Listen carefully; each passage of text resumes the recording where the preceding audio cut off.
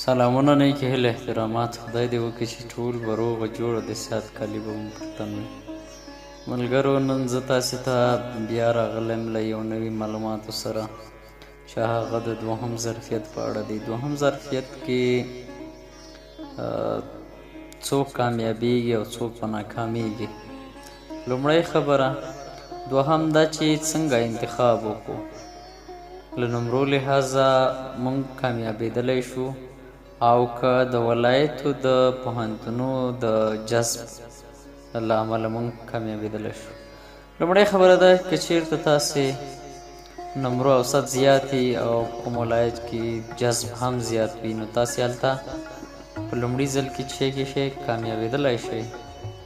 او که چېرته په یو پوهنتون کې په یو ولایت کې د جذب کمي او ستاسې نمرې هم کمي نو امکان دی ولري چې تاسې هغه پوهنتون ته کامیاب نشئ.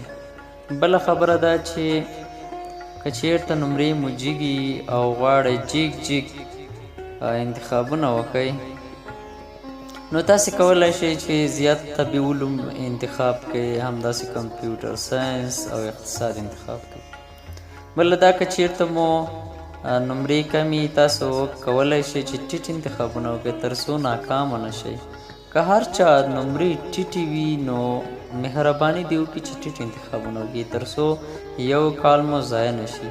او بیا هم که چېرته تاسې کامیاب شئ او غواړئ چې چانس له لاسه ورنه کړئ، زړه مو نه کېږي چې پوهنتون ووایئ، نو لومړی تاسې هغه پوهنتون ته مه ورځئ تر څو هغه نه موفق شئ او بیا وروسته موفقي راخلاصه کړئ او ته یې مراحلې خلاص کړئ.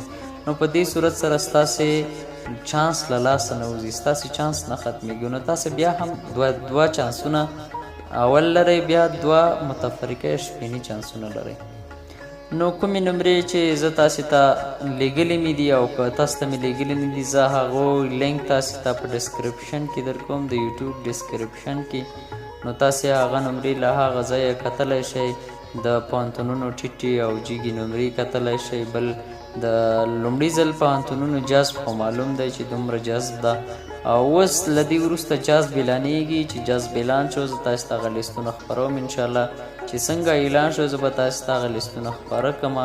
بل به د نوملیکنې لینک هم در سره شیر کړمه.